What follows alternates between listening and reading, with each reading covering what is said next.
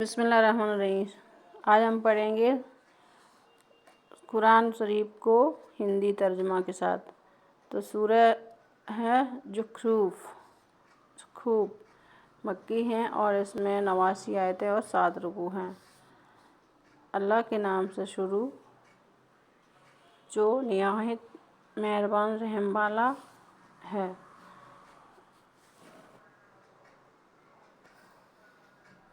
آپ کو صحیح سے دکھ نہیں رہا، اب دکھے گا۔ رکوع نمبر 1۔ روشن کتاب کی قسم، ہم نے اس سے عربی قرآن اتارا کہ تم سمجھو، اور بے شک وہ اصل کتاب میں ہمارے پاس ضرور بلندی ہے، حکمت والا ہے۔ تو کیا ہم تم سے ذکر کا پہلو پھیر دیں اس پر کہ تم لوگ حد سے بڑھنے والے ہو، اور ہم نے کتنے ہی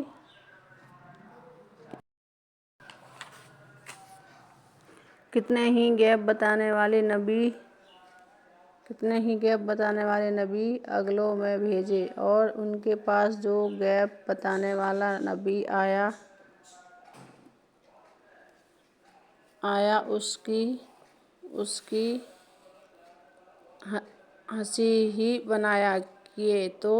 ہم نے وہ ہلاک کر دیے جو ان سے بھی پکڑ میں سخت تھے، اور اگلوں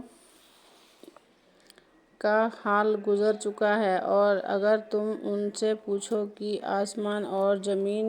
کس نے بنائے تو ضرور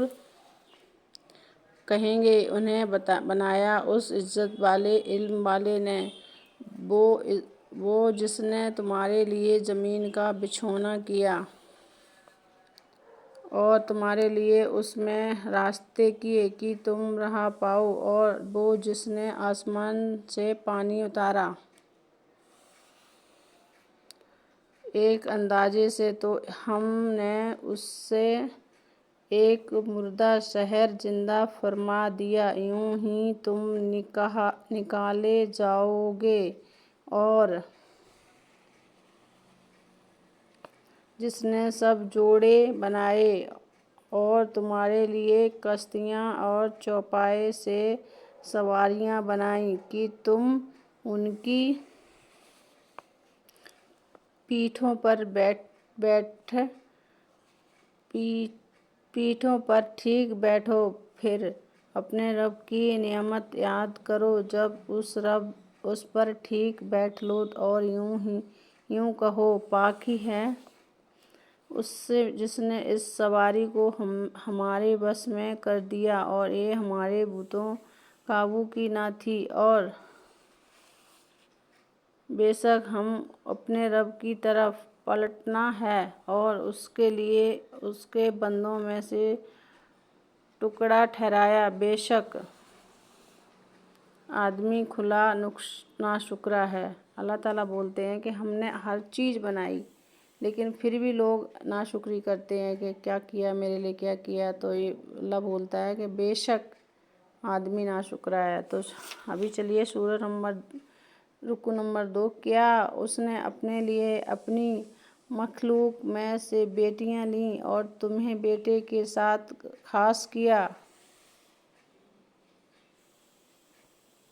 کیا اچھا رہا ہے۔ اور جب اس میں کسی کو خوشخبری دی جائے اس چیز کی جس کا وصف رحمان کے لیے بتا چکا ہے، تو دن بھر اس کا منہ کالا رہے اور غم کھایا کرے، اور کیا وہ جو گہنے زیور میں چڑھے اور بحث میں صاف بات نہ کرے، اور انہوں نے فرشتے کو کہ رحمان کے بندے ہیں عورت کو ٹھہرایا، کیا ان کے بناتے وقت یہ حاضر تھے جب لکھ لی جائے گی ان کی گواہی، اور ان سے جواب طلب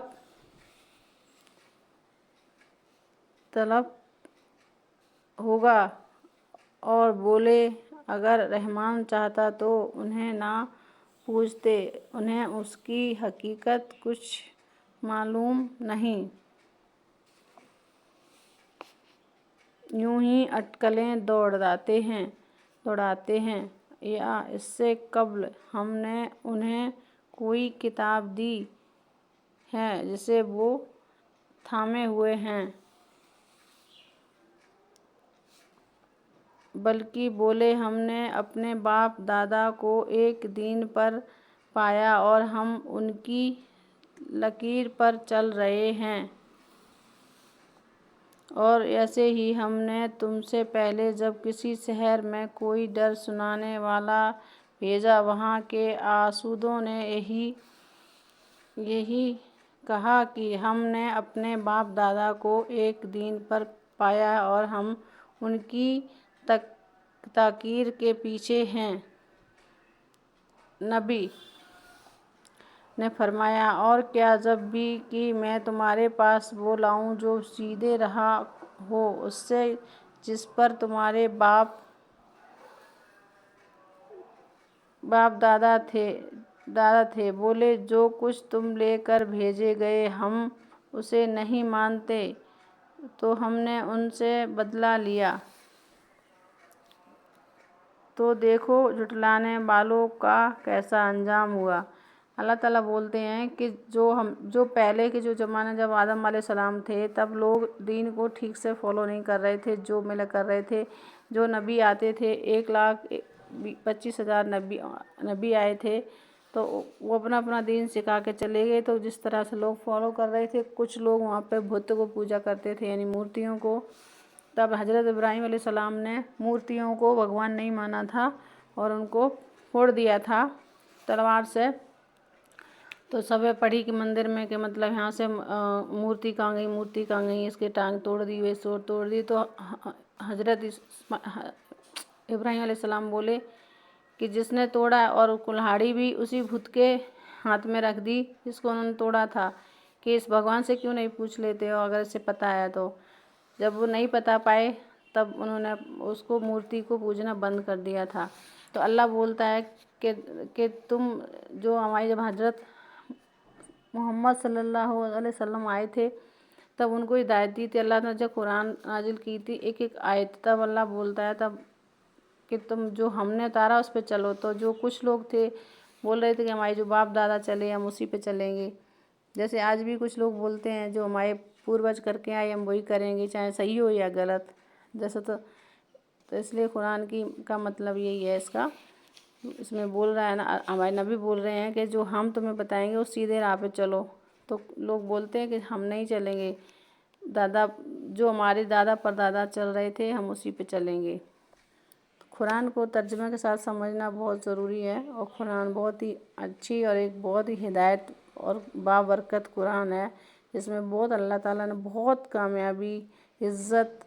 بہت درجہ بلند کیا ہوا ہے۔ قرآن کے حروف آپ کو اچھے لگے ہوں تو کمنٹ میں ماشاءاللہ لکھنا۔